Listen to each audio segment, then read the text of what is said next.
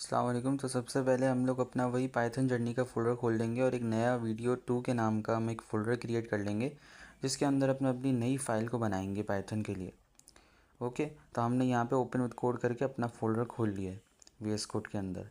VS code के अंदर खोलने के बाद हम लोग अपने वीडियो 2 के फ़ाइल का नाम रख लेंगे, जो कि हमने रिसेंट रखा था प्रोग्राम 1। तो अब हम प्रोग्राम 2 के नाम की फ़ाइल बना लेंगे, लेकिन उससे पहले हम जानते हैं कि वेरिएबल क्या होता है। वेरिएबल सिंपल वो आपकी स्टोर्ड वैल्यूज़ होती हैं जो कि आप कंप्यूटर प्रोग्राम के अंदर यूज़ करते हैं। कोई भी वैल्यू हो सकती है, वो चाहे नंबर हो चाहे स्ट्रिंग हो। अच्छा, इसी तरीके से हमने एक वेरिएबल ले लिया एक्स, जिसको हमने वैल्यू दी थी 10। ये हम यहाँ पे कमेंट करके भी लिख लेते हैं कि एक्स एक वेरिएबल है जो कि 10 के इक्वल है। इसी तरीके से जो कि 10 को स्टोर करता है। इसी तरीके से हम y is equals to p python ले लेते हैं। इसमें हम कमेंट करके लिख देंगे कि y एक वेरिएबल है जो पाइथन को स्टोर कर रहा है। ठीक है, ये करने के बाद हम लोग अब इसको प्रिंट भी करवा के देखते हैं कि ये प्रिंट हो के कैसे दिखता है हमें। ज़ाहिर है प्रिंट होके प्रिंट एक्स और प्रिंट वाई में जो भी हमने वैल्यू स्टोर करी है वो हमारे पास प्रिंट हो जाएगी।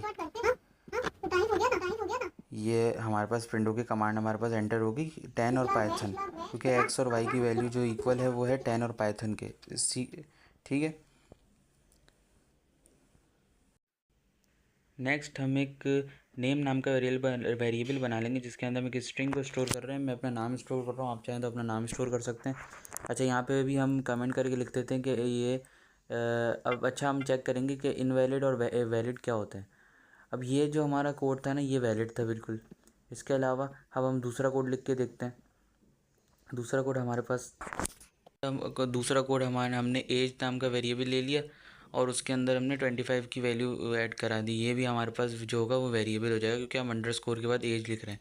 इसके अलावा मार्क्स 1 2 3 पे भी हमने पहले स्ट्रिंग लिख दिया और बाद में नंबर लिख दिया, तो ये भी हमारा इंटीजर लिख दिया, तो ये भी हमारे पास वैलिड हो जाएगा। क्योंकि देख लें आप लोग, एरर कोई भी नहीं आ रहा। Marks 1 2 3 equal to 90।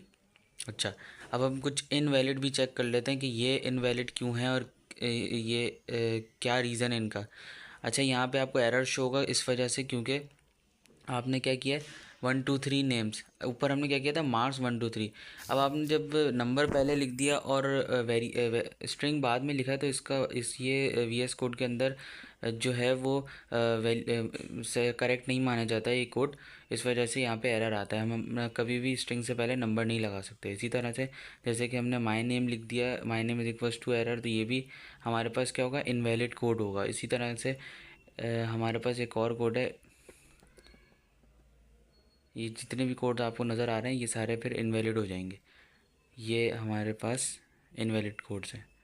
अच्छा, इसके बाद बात करते हैं अब कुछ हम वेरिएबल्स बनाकर भी देखते हैं। जैसे एज इज इक्वल्स टू 20, तो ये इंटीजर कहलाता है।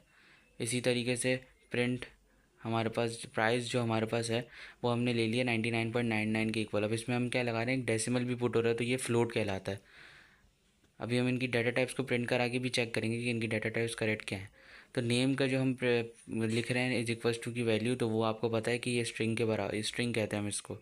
इसी तरीके से स्ट्रिंग कहते हैं इसको, तो ये भी हम लिख लेते हैं। इसके अलावा हम लोग जो अब वैल्यू लिखने वाले हैं इज़ अंडरस्कोर स्टूडेंट, तो ये हमारी जो कहलाती है वैल्यू वो कहलाती है बुलियन। अब हम नीचे इसका कोड लिखकर 1 बाय 1 प्रिंट कमांड लिख के इसकी डाटा टाइप को प्रिंट कराएंगे। डाटा टाइप मतलब जो मैंने कमेंट में लिखी हैं डाटा टाइप्स, वो डाटा टाइप सब प्रिंट हो जाएंगी नीचे। जैसे कि हमने यहाँ पे टाइप लिख दी एज की, इसी तरीके से हम सारी डाटा टाइप्स लिख देंगे और इनके नेम्स को इनके अकॉर्डिंग लिख के और फिर इसको प्रिंट करा के देखेंगे कि ये किस तरीके से प्रिंट होती हैं। इस तरीके से हम पता लगा पाएंगे कि हमने जो भी वेरिएबल स्टोर करा है वो किस डाटा टाइप का है। ओके, मैं बिल्कुल एकदम स्टार्टिंग से लेके चल रहा हूँ, इस वजह से बिल्कुल एकदम स्टार्ट से लेके चला हूँ। इस वजह से थोड़ा सा एक कोर्स लेंदी हो सकता है इस वजह से। तो देखें आप लोग, ये सारी डाटा टाइप्स स्टोर जो हमने कराई थी वो सब प्रिंट हो गई हैं। तो इस तरीके से हमने आज देखा कि वेरिएबल्स क्या होते हैं। ठीक है, अब आने वाली वीडियोस में हम और भी इंटरेस्टिंग चीज़ें सीखते जाएंगे और 1 बाय 1 स्टेप बाय स्टेप चलते रहेंगे। उम्मीद करता हूँ ये वीडियो भी आपको बहुत पसंद आई होगी। लाइक